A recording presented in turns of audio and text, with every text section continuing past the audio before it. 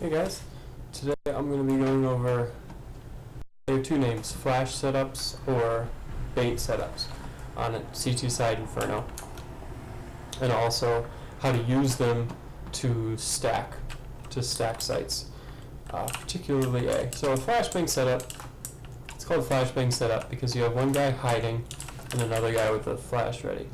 And when the hiding guy hears footsteps, the flashbang guy does his job and throws a flashbang for the first guy to peek and get a free kill on a blind enemy. The reason it's nice with deagles is because if they are falling back, you might not be guaranteed 2 shots on them. Like you might only be guaranteed 1 shot, and you do need the headshot. If you miss the headshot anyway, you'll be falling back. So if you have a 5.7, it might work, but I wouldn't do it with a P250. If the guy with the flashbang wants to have a P250, that's fine, because in general they will be playing more passive angles. The reason this is useful is because if we don't have a smoke or anything, if we don't have a smoke to smoke this and then just watch the smoke, or we don't have an op to hold mid, or an op to hold banana, or mid and bananas, the places where ops and smokes are useful, then it can be pretty hard to get kills. If you just end up in a one-on-one fight, a deagle versus an AK, and you really need to just hit the headshot because you can't spray. So how you make up for that is you get cheap kills. You hide in the corner, you peek when they're flashed. The one downside is you need to move with a unit. If you want to have 2 guys mid, we probably only have 1 guy banana. Or if we want to have 2 guys mid and 2 guys banana, then we've only got 1 person in pit, which means they can split porch by going out apps and going out porch. So that brings me to how to stack sites. How to stack it is you just say, okay, we're going to spend all of our money on this round. Let's say we got our money reset, so we've all got about 1,400 bucks.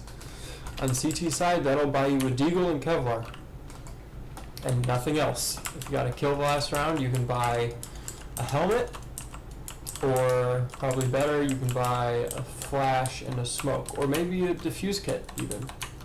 You got, let's see, you need 1,750. So if you got 2 kills, you can get a diffuse kit. If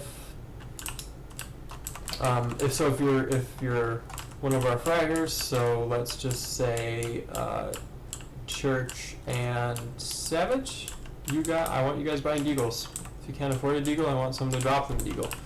If you're not one of them, I want you to buy P250 and flashes, and then probably Kevlar also, unless you have to drop a deagle for someone. Or unless you want to just get P250 flashes and then not get armor and save a little bit more money for an op and just bait for them. So say Savage and me are an item, and then the other 3 of you are an item. So Savage and I will go arch, and the rest of you guys go apps. 1 person walks up apps early. I recommend going the long way, going around back, like site by library, because a lot of times they'll watch this window, and you will go here. And I think Greenbond was playing there, so Church you'll push up, Greenbond you'll be here, and when Church calls it, you'll throw double click flash. I actually didn't go quite far enough, but I think it'll blind most people.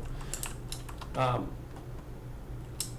click flash, peek out, get a kill, and say I want you in here in case someone jumps to balcony and comes this way. That way at least we have a crossfire on balcony. Of course, if they maul you out, it's probably better. If they maul you out, you fall back and say there's one in apps. And then Greenbond will throw a flash, and the guy down there will still be fumbling, like, let's see. So if you buy molly, it takes you a minute to get your gun out. So hopefully you can get a kill in the time and in the time that it takes for him to get his gun back out. The biggest flaw in this type of a setup is what if they go B? And if they go B, then we all have armor, so it's worth saving, and probably we push, we can all either all hide apps, or we can all go to the bottom of banana and try and, like when the bomb's about to go off, throw a flash like that, or throw a flash like that, and try and get an exit frag and save a gun. And ideally, there'll be a couple of stragglers. There'll be a couple of guys, even if they go B, that try and like work up A, and they'll be like, oh shit, there's no one here. They must have stacked B. Look out. And they get here, and if they peek that angle, Savage will be ready to just come out and kill him. So that's how to play, or that's one way to play CT side with no money, pretty much, is to hide. But to hide in ways where you're in groups so that you can set each other up for easy kills. The other way to play with no money is to rush, but I really don't like pushing on Inferno, because if you push mid, as soon as you get here, you're kind of fucked, because they can be there, there, or there. Or there, or there. Like, they can just be everywhere, and there's no way you can clear it.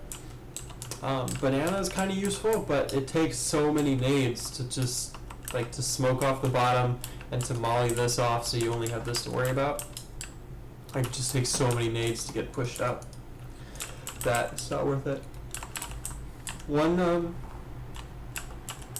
setup you can do, just with 2 rifles at B, which we did a little bit of, is one person goes here, and the other player goes here, so that when you hear anything car, you can throw that. And that'll be a nice pop flash for anyone in this area. And if they miss, like if you don't kill everyone, if there's more guys, you can throw that smoke and fall back. I think if it gets a little more oomph, it's actually a better smoke. A little further. Yeah, because then it doesn't, because there's this hole here at car where they can see you very easily. But if I throw that second smoke, they have to run through it to get to car. Anyway, so that's how to play CT side with no money.